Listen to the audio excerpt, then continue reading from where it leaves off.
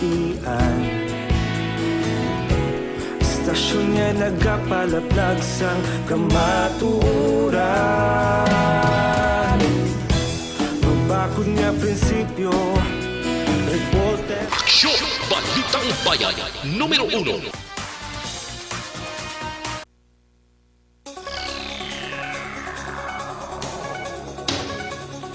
Aksyon Radio Philippine Standard Time, las 6:05 sa detalye na sang mga balita lokal. Nagnubo sang 62% ang kaso sang dengue sa siyudad sa Bacolod umpisa Enero tungtong Pebrero 1 karon nga tuig. Sunod kay Dr. Grace Tan, pamuno sa City Health Office Environmental Sanitation Division, ang Bacolod sa karon ang may 88 na kakaso sang dengue, mas manubo sang 62%. Ikumpara sa 231 kag may isa pa nga napatay sa parehas man nga panahon. Nagapakita sa record sa CHO nga ang Barangay Singkang Airport ang may pinakamadamo nga kaso sang dengue nga may 11. Sunod diri ang Mandalagan nga may 9, Barangay Takuling kag Barangay Alihis nga may tag-6, Barangay Estefania kag Barangay Mansilingan nga may tag-5, kag Barangay Handumanan, Barangay Villamonte, Barangay Pahanukoy kag Barangay Sumag nga may tag-4. Sunod kay Tan, hindi dapat pagkalimtan sa publiko ang mga butanga dapat himuon kontra sa mga masakit kaangay sang dengue, leptospirosis, meningococcemia kag iban pa, bangod kung sa kasunod din nga nakatutok ang kalabanan sa coronavirus disease 2019. As of Feb 1, this is morbidity week number 5. Total reported dengue cases natin is 88 with no deaths. This is 62% lower than our figures last year, which is 231 with 1 death. Si Dr. Grace Tan, ang pamuno sa City Health Office Environmental Sanitation Division. Patay ang 20 anyos nga soltero matapos maghikog agas sang Pebrero 14 sa sulod sang Ilapulian sa Barangay 29, siyudad sang Bacolod. Nakita sang iloy kag utod nga nagabitay sa sulod sang ikwarto ang biktima nga may higot nga lubid ang liog. Base sa pagpangusisa ni Police Executive Master Sergeant Jim Agustus Velasco, investigador sang Police Station 1, posible nagsunggod ang biktima sa Yanubia kabangdanan sang iya nga paghikog. Sunod kay Velasco, maka 30 ka beses gintawgan sang biktimang cellphone sang iya nobya apang wala ini nagasabat. Nagapati si Velasco nga may wala pagintindihanay sa tunga sang biktima kag sang iya nga nobya. Sunod kay Velasco, wala man sa may nakita nga problema ang pamilya sang biktima. Duga pa ni Velasco, wala man siya sa may nakita nga foul play sa kamatayon sini. Gindala na sa Lourdes Funeral Parlor ang bangkay sang biktima agod mapaydalom sa autopsy. Ginluthang naman sang isa ka truck driver ang isa man ka truck driver sa Barangay RSB, siyudad sa Lagarlota, mga alas 11 ang takna sang gabi sa itong Huwebes nga adlaw. Ang biktima ginkilala kay Nestor Tumala, 54 anyos, bumuluyo sa Barangay Bandila, Banwa sang Tuboso. Samtang ang suspetsado ginkilala naman kay Nestor Zayco, 62 anyos, pumuluyo naman sang Barangay Mailom, siyudad sa Bago. Sa investigasyon sa Lagarlota PNP, ginhagad ni Zayco si Tumala nga mag-inom apang nagpamalibad ini rason nga ilutang siya sang suspetsado igo sa isning hawak. Gilayon nga nagaresponde ang kapulisan kag nadakpan ang suspetsado nga nakuhaan sang armas lutang nga 38 kalibre nga revolver nga among gingamit sa amo nga panglutang. Wala sa nga plano ang pamilya Zerudo nga padalman na pa sa Police Station 9 ang kaso nga pagpatay kay Nathan Zerudo nga pumuloyo sa Banwa sang Pavia, probinsya sang Iloilo. Nag-abot ang mag-utod nga Venus kag Luna Zerudo halin sa Iloilo agod himuso ng bangka ni Nathan agod madala pa uli balik sa iya lugar sa Barangay Tanza, Esperanza, siyudad sang Iloilo. Sunod kay Police Lieutenant Junito Prastrana, ang hepe sang Police Station 9 nagpamalibad ang mag-utod nga Zerudo nga ipaydalom sa autopsy ang bangkay sang ilang manghod. Magluwas sini maga-execute sang affidavit of non-interest ang mag-utod nga Zerudo agod tapuso na ang kaso. Ginarespeto naman ni Pastrana ang desisyon sang pamilya sa among kaso. Sunod kay Pastrana, mismo ang pamilya wala sa ideya kung nga nakalambot sa Bacolod ang ilang manghod. Ginako sang pamilya nga mainit ang ngalan sang ilang manghod sa Pabia PNP. Ginakabig ini nga high value target sang kapulisan. Dugang pa ni Pastrana na bato na sang pamilya ang nadangtan sang ilang himata. Sa mga duga pa naton nga balita lokal, ginahulat pa sa Kabangkalan PNP ang desisyon sang pamilya ni Ricard Loberas nga napatay matapos ginaligar nagbato Saan ginserbi sa iya ang mandamiento de aresto sa itong Huwebes ang kagahon sa Barangay Tampalon, Siyudad sang Kamankalan. Sunod kay Lieutenant Colonel Mary Rose Salve Pico, ang hepe sang Kamankalan PNP, depende na sa pamilya kung plano nila magpasaka sang kaso batok sa mga otoridad. Sa pihak ang inaulat ni Pico ang ginpatigal ng investigasyon sa among insidente, ginatindugan sining lehitimo ang operasyon sang kapulisan. Sa madumduman, patay sa sulod sang puluyan si Loberas ang ginlutang sa mga otoridad matapos nga ini ang nagbato. Nakuha sa napatay ang armas lutang kag may pila ka sa pa sang ginapatihan Shabu. Si Loberas ang napreso na sadto apan nakagwa ka nagtukod sang grupo nga nagpangawat ka nagpangkidnap diri sa probinsya. Gin-hold up ang kolektor sang lending company sa Sitio Overflow, Barangay Maricalom, Siyudad sang Sipalay, mga alas 3:30 Huwebes sang hapon. Ang biktima ginkilala kay Reynaldo Fabiliar, 26 anyos, kag kolektor sang Kauban Credit Services nga nabase sa Barangay Kulipapa, Banwa sang Hinubaan. Base sa investigasyon sang Sipalay PNP, bag-o lang nakasukot si Fabiliar sang kwarta, kadagatindog ini sa kilid sang dalan sang palapitan sang isa sa duha ka mga suspetsado kag nagdeklarar sang hold up, dalataya sang armas lutang. Ginkuha sang suspetsado na kolekta nga kwarta nga 7,500 pesos lakip ng motorsiklo nga ginapanagiyahan sang kompanya nga didto man nabutang ang iya cellular phone kag 1,000 ka pesos nga kwarta. Nagpalagyo ang isa ka suspetsado padulong sa proper sa siyudad sang Sipalay, samtang isa naman ang padulong sa Hinubaan. Nakilala na ang matuod nga ngalan ni alias Tablon Vicente nga naglutang kag nakapatay kay John Paul Artisano sa itong Miyerkules ang gabi sa Barangay 2, Siyudad sang Kamankalan. Sunod kay Lieutenant Colonel Mary Rose Salve Pico, ang hepe sang Kamankalan PNP, ang matuod nga ngalan sang suspetsado amo si Romulo Vicente, nga isa man ka barker kay nakabig drug personality. Dunga pa ni Pico, bago nakilala na natalana na ang pagpasaka sang kaso nga murder sa suspetsado nga sa karon at large pa. Madumduman si Artisano nga isa man ka drug personality ang ginlutang ni Vicente, samtang nagapungko lang upod sa iyang mga amigo. Nagapabilin nga rason ang away personal sa duwa, kag lakip na ang illegal nga droga. Kapin 48 ka mga motorista ang nabalabagan sa Highway Patrol Group sa anti-carnapping operation kag implementasyon sa pagsaway sa nagabutang sang illegal nga attachment sa mga salakyan gab isang Huwebes. Sudot kay Colonel Winston de Belen, Regional Chief sa Regional Highway Patrol Unit 6, kalabanan sa ilang parahan ang mga motorista nga wala sang helmet, ang driver kag backrider. May mga LED light ang motorsiklo, mga overloaded nga truck, mga wala sang lisensya kag iban pa nga paglapas sa trapiko. Abiso ni De Belen nga ipatuman ang fit call kundiin kinahanglan sunod sa iya, i-feel ang ila salakyan, i-inspect ang salakyan, kung may unusual nga mabatsyagan, itaytan ang dapat nga pugtan kag i-calibrate ang salakyan. Panugyan ni De Belen nga sundon lamang ang speed limit kag maghalong sa tanan nga oras bangod may mga commuters kag motorista nga imbolbado sa aksidente bangod sa mga motorista nga wala nagahalong. Palayag pa ni De Belen sa ila napatigayon nga mga operasyon, wala pa man sila sa may nadakpan nga nagamaneho nga yara sa impluwensya sa makahulubog nga ilimnon. Aksyon Radio Philippines Standard Time, lasay 13. Sa mga bukol naman, retubo sa inyong lawas, sis managkuntumor, hindi na pagpadugaya, hindi pagpabayi, para nga hindi na magmalignand.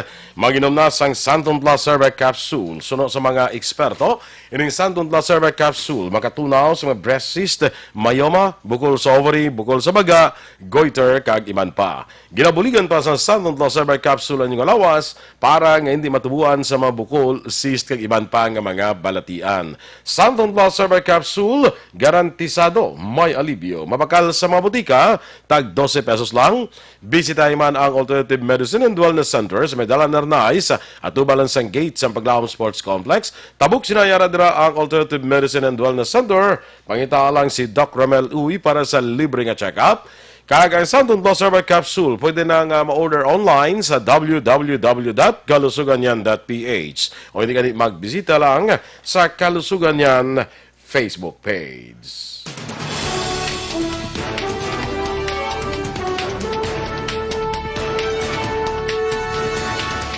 Malacanang nagklaro, Pilipinas nagapabilin gyapon nga COVID-19 free. Samtang kapulisan nakahanda na nga areston si Senator Trillanes. Ang nagamauna ng mga balita nasyonal sa pagbalik sang Aksyon, Balitang Bayan, Numero 1.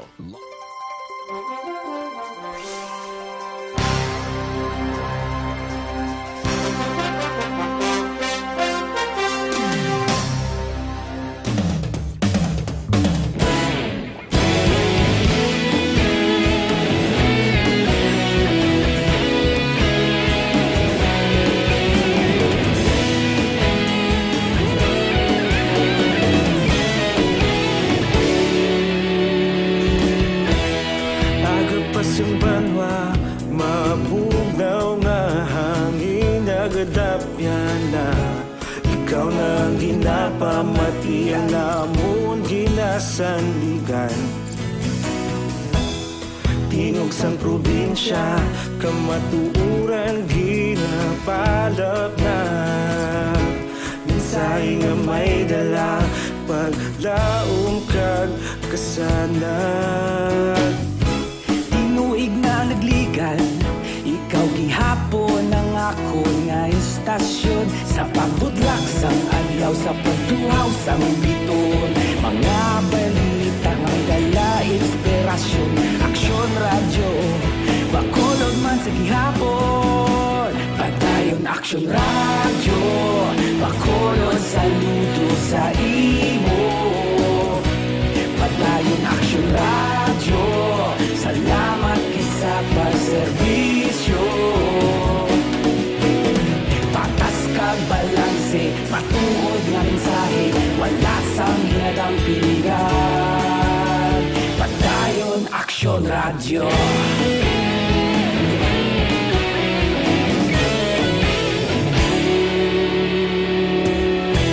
Pagkulon kag negosanon inyong pamatian. Istasyon nga nagapalaplag sang kamatuuran. Mabakod nga prinsipyo, reporter handa sa serbisyo. Kahapon, karun kag sa gihapon, kita magapadayon. Tinuig na nagligan, ikaw gihapon ang ako nga istasyon. Sa pagbutlak sang adlaw, sa pagtuhaw sang biton, mga balita na may dala inspirasyon. Aksyon radyo, bakolon man sa gihapon. Padayon Aksyon radyo, bakolon saludo sa imo. Padayon Aksyon radyo, salamat kit sa pagserbisyo. Patas kag balanse, matuod na mensahe, wala sa ginadang piligan. Padayon Aksyon radyo. Una sa balita, una sa aksyon, sa Bacolod Aksyon Radio. Una sa balita, una sa aksyon, sa Bacolod Aksyon Radio. Kita ulog na ngay, sa bisan ano nga kahintangan, responsable nga pagbayan. Kape mga ka-aksyon, ang Santon Plus Coffee Mix aton nga ginarekomendar sa inyo. Kape ini nga hindi lang mo ma-enjoy ang aroma sang manamit nga kape. Makabulig pa sa imo ika ang lawas kay ining Santon Plus Coffee Mix. Himo ini sa Santon, soya kag malunggay kay iban pa nga medicinal herb. Nagapanubo sa inyo nga bad cholesterol, nagatinlo pa sang colon kung tinaay likaw kita sa colon cancer. So sa aton kape, Santon Plus Coffee Mix, may kape ka na, may bulong ka pa. Kag pwede na ma-deliver sa inyo balay pag sa mag-order online sa www.kalusuganyan.ph na magbisita lang sa Kalusuganyan Facebook page. Aksyon, Balitang Bayan, Numero 1.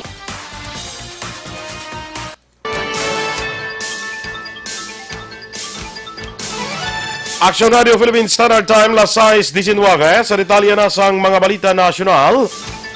Ginklaro sang Malacañang nga nagapabilin nga hilway ang Pilipinas sa coronavirus disease o kon COVID-19.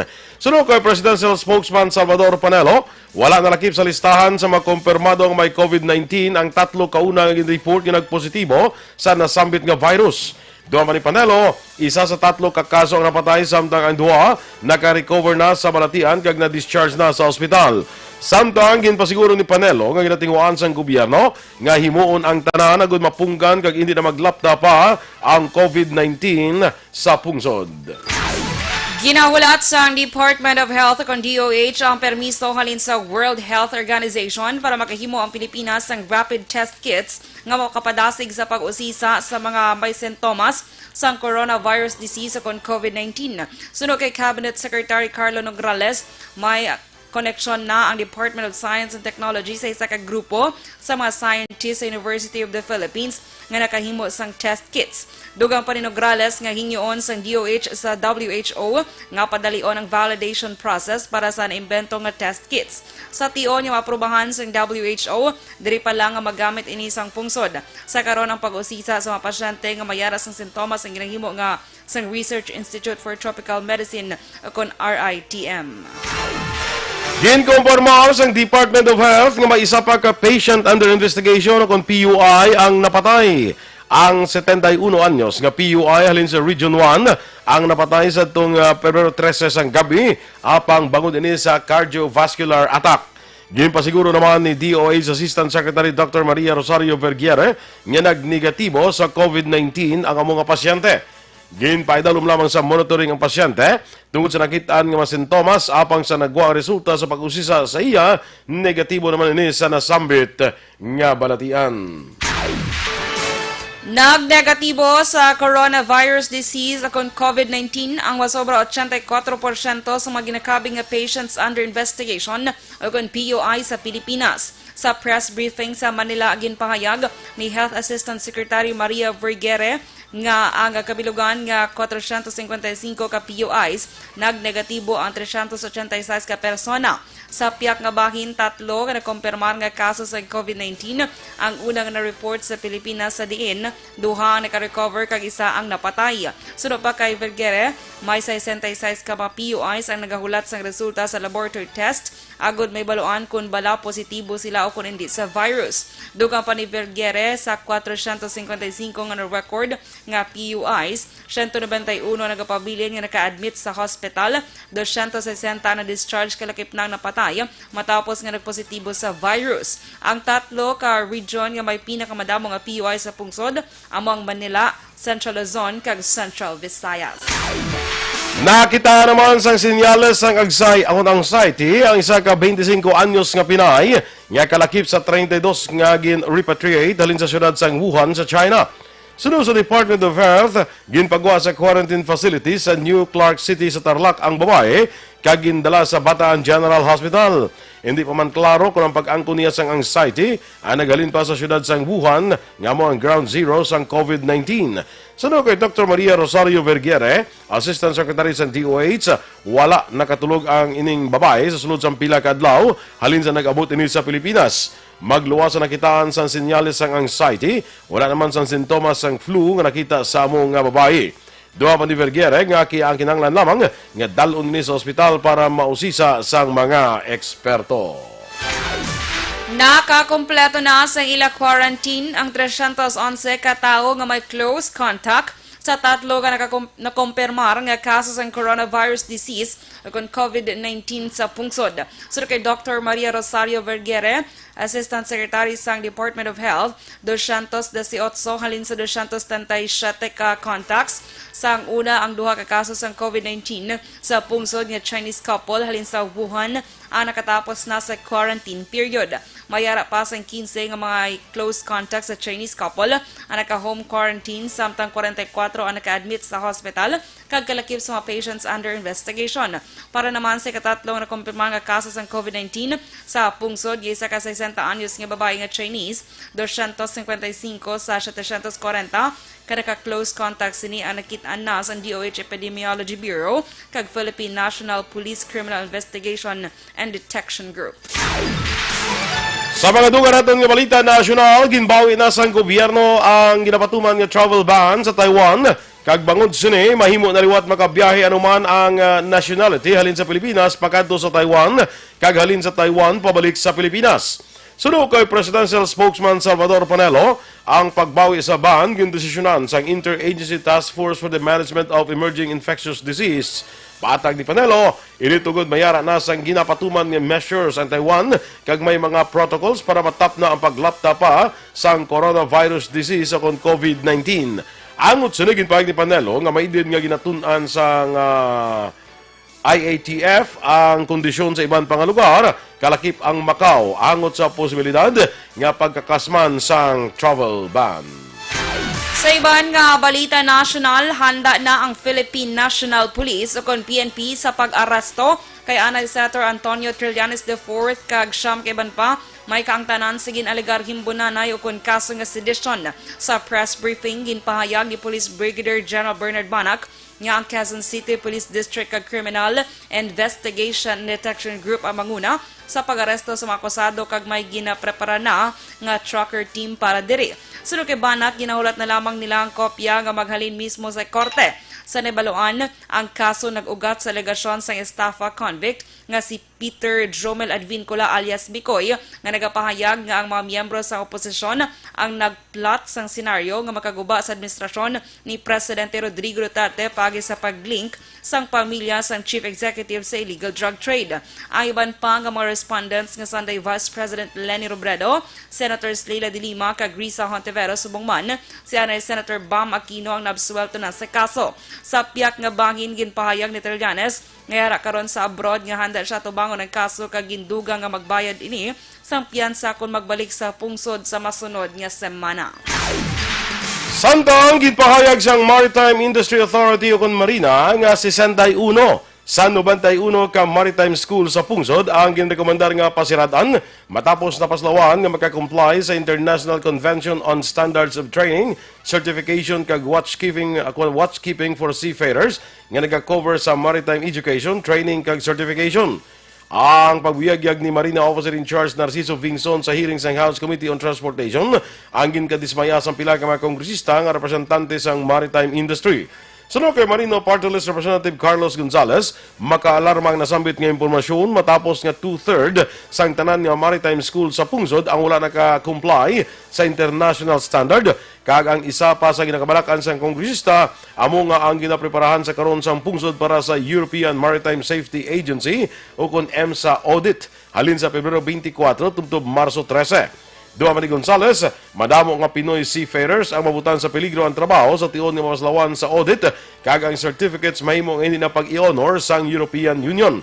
Kalakip sa mga eskulahan nga pedalom sa audit sang EMSA, amo ang Asian Institute for Maritime Studies sa siyudad sang Pasay, Philippine Merchant Marine School sa siyudad sang Las Piñas, Our Lady of Fatima University sa siyudad sang Quezon, John B. Lacson Foundation Memorial University sa siyudad sang Iloilo, University of Cebu Maritime Education and Training Center, Philippine Maritime Institute sa Bohol, BIT International College sa Bohol, PNTC Colleges sa Manila kag Philippine Merchant Marine Academy sa probinsya sang Zambales. Sa katapusan nga balita national, hindi interesado si Presidente Rodrigo Duterte sa ideya nga makig-alyansa sa military forces sa iban nga pungsod ang Pilipinas kasunod sa desisyon nga pag-terminate sang Visiting Forces Agreement kon VFA sa Estados Unidos. Sunod kay Presidential Spokesperson Salvador Panelo, hindi shifting alliance ang gusto sang presidente kundi pabakuron sang pungsod ang puwersa pagi sa pagbakal sang kaugalingon nga mga high-tech weapons. Una diri ginpahayag ni Armed Forces of the Philippines Chief General Filemon Santos Jr. nga plano nila nga pasanyugon ang military relations sa South Korea, Japan, Indonesia kag iban pang kaalyado kasunod sa VFA termination. Aksyon na Philippine Standard Time, las 6:29. Ang mighty sinuma ng alkaline nga vitamin C sa problema natin sa allergies, may mataas ining antihistamine properties. Ginapanubo sa ining histamine level sa imong alawas para nga makontrol ang allergies. Sa mga pila sila katugay mag-ayo, makatol-katol sa imong panit, mag-mighty C na ang alkaline nga vitamin C, manami ni sa tanan nga sa isang skin diseases. Para sa mas epektibo nga kombinasyon, mag-inom kita sang mighty C kag Santon Plus Herbal Capsule. Inyong imamatiyan na aton mga balita diri sa Aksyon, Balitang Bayan, Numero 1. Standby na sa Aksyon Report, second portion. Upod ka Aksyon, Fred Salanga. Balikay kita sa Aksyon Balita Morning Edition. Upod ka sa inyo News Team. Aksyon, Dorel, Cabatu. Kag-Aksyon, Boy Duran. Una sa balita, una sa Aksyon. Sa Bacolod Aksyon Radio.